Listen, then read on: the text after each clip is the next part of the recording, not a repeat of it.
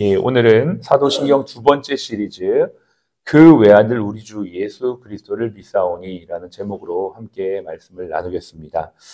제가 고3 시절 제가 교회를 처음 나갔었던 때가 있습니다. 그때 저를 인도한 친구죠. 제가 교회를 야, 나 교회 좀 데려가 달라 이렇게 얘기했을 때 저를 인도한 친구. 그 친구가 제가 교회를 나가고 얼마 있다가 저에게 하나의 선물을 줬습니다. 그게 뭐였냐면 배지였는데요. 물고기 모양의 배지였습니다.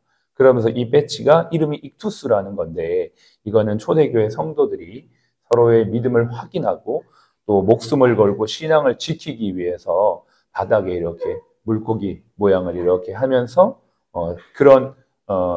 이 바닥에다가 이제 물고기 이렇게 생겼죠. 이렇게 하나 그으면 내가 신앙인이면 반대편 하나 더 끊는 거죠. 그러니까 이제 암묵적으로 서로가 이렇게 크리스천인 것을 확인하면서 서로의 믿음을 격려하는.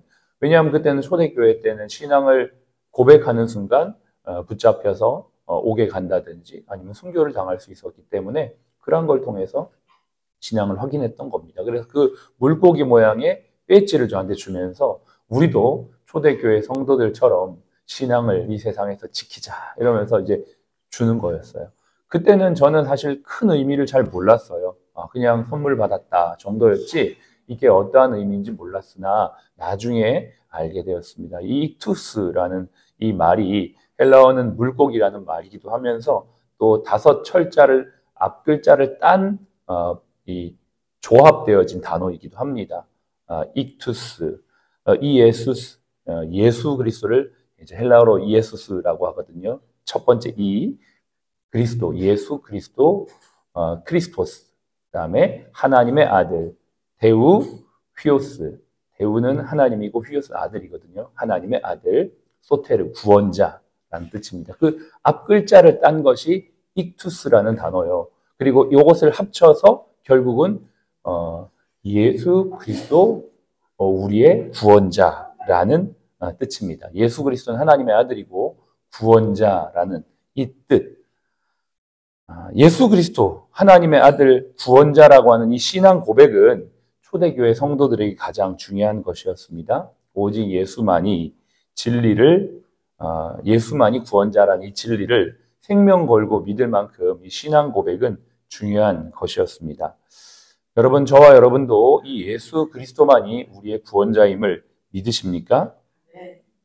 로마 시대의 황제를 구원자로 믿지 않았던 로마 시대의 황제가 구원자라고 사람들이 그렇게 고백을 했거든요. 근데 그 속에서 오직 예수 그리스도만이 구원자라고 고백하는 순간 핍박이 옵니다. 어려움이 옵니다. 그런데 이 핍박이 그때만 있었던 게 아니라 요즘에도 있는 것 같아요. 핍박이 예전같이 그렇게 고통스럽게 오진 않지만 물론 공산주의 국가에서는 예수를 믿지 못하게 하는 나라에서는 이러한 실질적인 핍박이 있지만 지금 우리가 살고 있는 전반적인 세상의 모습 속에선 예수 그리스도만이 구원자라고 믿는 순간 기독교인은 배타적이고 독선적인 사람이 되는 것이죠. 여러분 아마 그런 거 많이 경험을 해 보셨을 겁니다. 왜 다른 종교에 구원이 없다라고 말하는가라고 하면서 타 종교인들은 이러한 것들 때문에 기독교인들이 독선적이다, 타협하지 않는다, 배타적이다라고 생각하고 있는 것이죠. 요즘에 제가 뭐 찾으려고 한 건 아니지만 알고리즘을 통해서 꽤 얼마 정확하게 잘 기억이 안 나요. 잘잘법이라고 하는 유튜브 채널이 있습니다. 제가 이거를 얘기를 해야겠다는 생각이 들었어요. 굳이 이 유튜브 채널을 밝혀야 되나라는 생각도 할 수 있지만 그 잘잘법이라는 채널에 한 유명한 신학교 교수님이 나와서 이순신 장군도 구원을 받았는가라는 제목의 설교도 아니고 무슨 이렇게 이야기를 이제 풀어서 했습니다. 조회수가 무려 123만 회가 넘어가고 댓글도 수천 건이 달렸어요. 근데 그 내용의 대부분의 내용은 뭐냐면 그 교수님의 강의가 되게 위로가 되었다. 정말 이해가 되었다.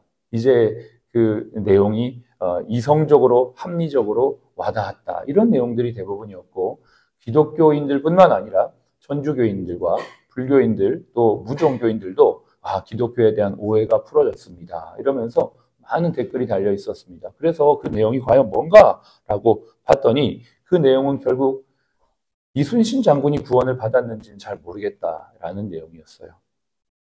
그것은 오직 하나님만 아신다라는 내용이었죠. 그분의 논리는 평생 착하게 살다가 죽은 사람들, 선조들 가운데 훌륭하신 분들, 그분들의 구원도 난 잘 모르겠다 이렇게 이야기하는 것으로 끝이 났습니다. 그렇다고 그분이 예수 그리스도를 믿는 믿음을 부정하는 건 아니에요. 예수 그리스도를 믿으면 무조건 다 구원을 받지만 그러나 예수 그리스도를 믿지 않고 죽은 사람들의 구원에 대해서는 자기는 잘 모르겠다 이렇게 이야기를 하는데, 그러면서 자신은 예수를 믿는다고 말하면서도 세상 사람들과 별반 다르지 않게 살아가는 사람들의 구원도 잘 모르겠다 이렇게 이야기를 했습니다. 여러분 어떻습니까? 제가 이 이야기를 반드시 해야겠다라고 생각을 했던 건 이분의 말이 굉장히 혼합주의고 헷갈리게 말하고 있기 때문입니다. 게다가 수많은 사람들이 그것을 보면서 좋아요라고 반응을 했고 또 그것이 마치 정말 잘 믿는 것처럼, 그 채널 이름이 잘잘법이에요. 잘 믿는 법 이런 내용인데 과연 이게 잘 믿는 것인가라는 생각을 하게 되었습니다. 그러면서 그리스도인들의 선한 삶을 강조하는 것처럼 보였어요. 논리대로 하면 우리가 얼마나 선하게 살아야 되는지, 선함의 기준이 구원의 여부와 판가름 난다면 우리 중에 과연 누가 구원을 받을 수 있는가라는 것들까지도 우리는 헷갈릴 수가 있는 것이죠. 결론적으로 말씀드립니다. 우리의 구원은 선함의 여부가 아닙니다. 우리의 구원은 자신이 죄인임을 깨닫고 예수 그리스도의 십자가 사건이 내 죄를 위한 사건임을 믿고 그 십자가 사랑이 우리를 위한 하나님의 사랑의 놀라운 은혜라는 걸 믿는 자마다 구원을 받습니다. 여러분 분명히 알고 계셔야 합니다.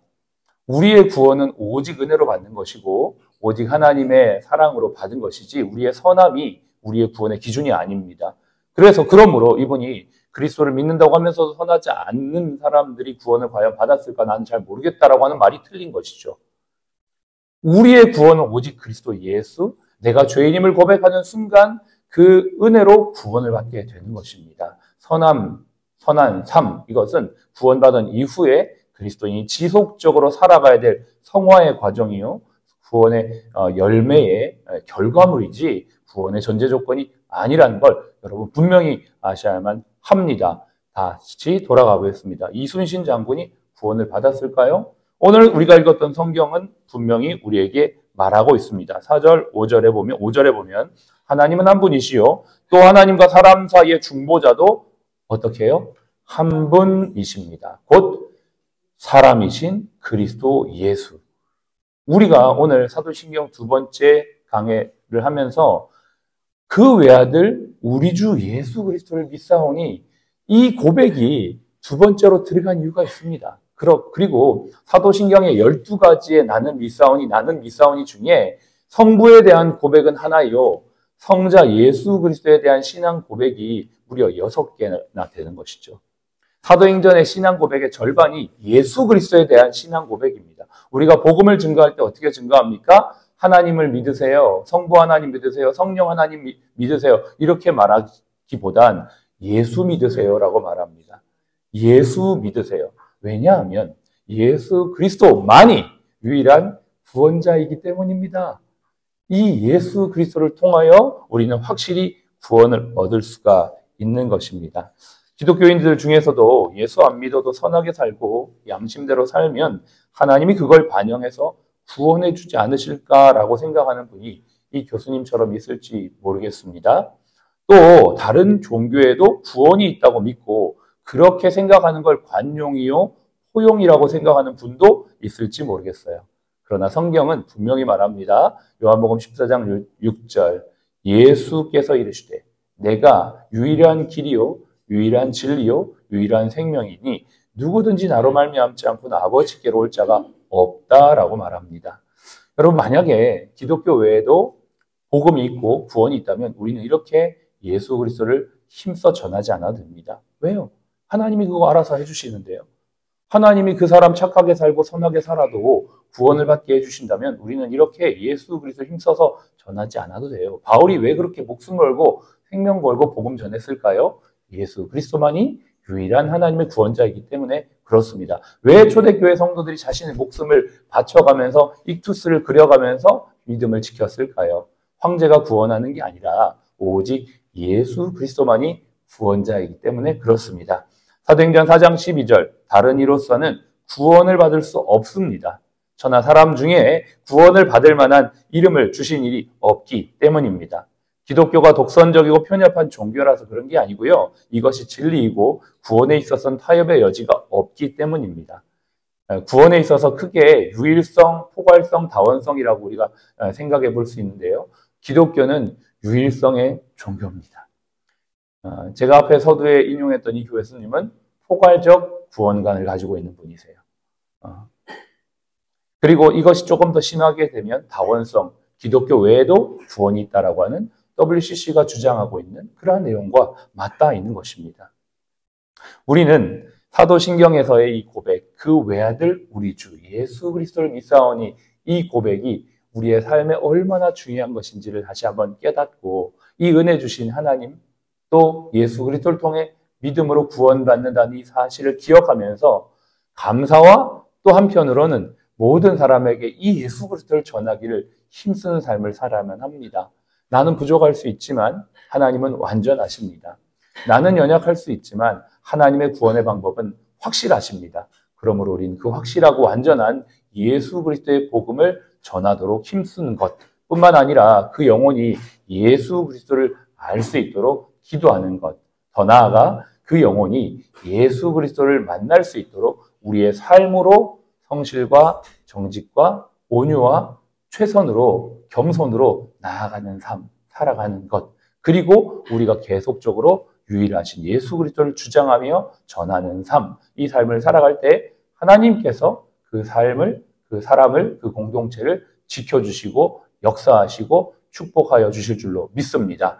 저와 여러분들이 지금 이 시대에는 로마 시대와 같은 그러한 핍박은 없지만 여러 가지 사상적인 자유주의와 다원주의로 우리의 신앙을 갉아먹는 그러한 일들이 있다는 것들을 기억하면서 어쩌면 저는 이것이 더 위험하고 치밀한 사단의 전략이 아닌가 생각을 합니다. 유명한 사람들을 앞세우고 큰 교회를 앞세우고 또 영향력 있는 사람들을 앞세워서 복음이 아닌 혼합주의를 전파하고 다원주의를 전파하여 우리의 신앙을 갉아먹는 이러한 시대 속에서 저와 여러분이 분명한 구원관을 가지고 오직 예수 그리스도만이 진리요 구원자라는 사실을 믿고 아름답게 주의 뜻을 이루는 저와 여러분들이 되시기를 주님 이름 축복합니다. 기도하겠습니다.